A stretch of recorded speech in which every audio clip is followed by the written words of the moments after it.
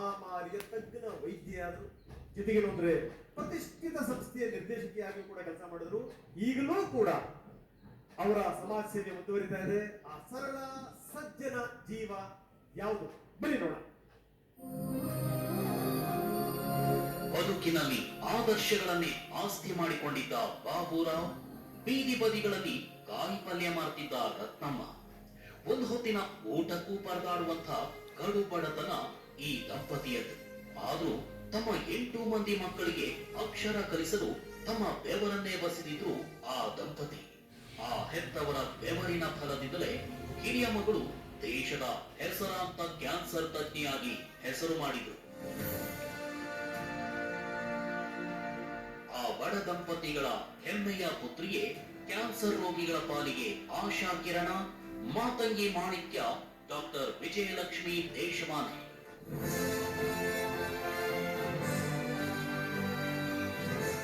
Doctor Vijayalakshmi Deshmane ಮೂಲತಃ ಕಲಬುರಗಿಯ ಜೇವರ್ಗಿ ತಾಲೂಕಿನ ಓಬಾಳ್ ಗ್ರಾಮದವರು. ಕಡು ಬಡತನವನ್ನೇ ಮೆಟ್ಟಿಲಾಗಿಸಿಕೊಂಡು ವಿಶ್ವದ ಶ್ರೇಷ್ಠ ಕ್ಯಾನ್ಸರ್ ಸರ್ಜನ್ ಆಗಿ ಅವರು ಮಾಡಿರುವ ಸಾಧನೆ, ಸಾಗಿದ ದಾರಿ, ಏರಿದ ಎತ್ತರ ಎಲ್ಲರಿಗೂ ಮಾದರಿ. 1980ರಲ್ಲಿ ಹುಬ್ಬಳ್ಳಿಯ ಕಿಮ್ಸ್ ನಲ್ಲಿ ಪುತ್ರಿಯ ವೈದ್ಯಕೀಯ ವಿದ್ಯಾಭ್ಯಾಸಕ್ಕಾಗಿ ತಾಯಿ ರತ್ನಮ್ಮ ತಮ್ಮ ಮಾಂಗಲ್ಯ ಸರವನ್ನೇ ಮಾರಿದ್ರು. ತಾಯಿಯ ಆ ತ್ಯಾಗವನ್ನ ಮರೆಯದ ಡಾಕ್ಟರ್ ವಿಜಯಲಕ್ಷ್ಮಿ ಕಷ್ಟಪಟ್ಟು ವೈದ್ಯಕೀಯ ಸ್ನಾತಕೋತ್ತರ ಪದವಿ ಮುಗಿಸಿದ್ರು. ನಂತರ 1985ರಲ್ಲಿ ಬೆಂಗಳೂರಿನ ಕಿದ್ವಾಯಿ ಸ್ಮಾರಕ ಕ್ಯಾನ್ಸರ್ ಆಸ್ಪತ್ರೆಗೆ ವೈದ್ಯೆಯಾಗಿ ಸೇರಿದ್ರು.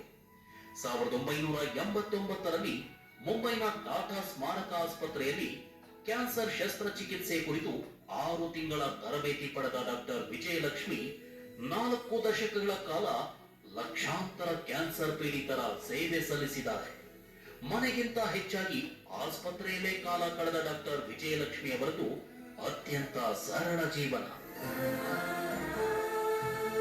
ಕಿದ್ವಾಯಿ ಸ್ಮಾರಕ ಕ್ಯಾನ್ಸರ್ ಸಂಸ್ಥೆಯ ಶಸ್ತ್ರಚಿಕಿತ್ಸಾ ವಿಭಾಗದ ಪ್ರಾಧ್ಯಾಪಕಿ, ಮುಖ್ಯಸ್ಥೆ ಹಾಗೂ ಸಂಸ್ಥೆಯ ನಿರ್ದೇಶಕಿಯಾಗಿ ಅನನ್ಯ ಸೇವೆ ಸಲ್ಲಿಸಿದ್ದಾರೆ.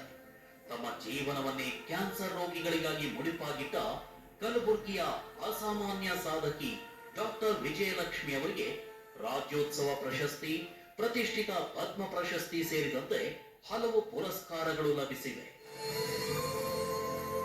ಶ್ರೇಷ್ಠ ಕ್ಯಾನ್ಸರ್ ತಜ್ಞೆಯಾಗಿ ವೈದ್ಯಕೀಯ ಕ್ಷೇತ್ರದಲ್ಲಿ ಅಪರೂಪದ ಸೇವೆ ಸಲ್ಲಿಸಿದ ಡಾಕ್ಟರ್ ವಿಜಯಲಕ್ಷ್ಮಿ ದೇಶಮಾನೆ 2024ನೇ ಸಾಲಿನ TV9 ಹೆಮ್ಮೆಯ ಕನ್ನಡತಿ ಗೌರವಕ್ಕೆ ಭಾಜನರಾಗಿದ್ದಾರೆ.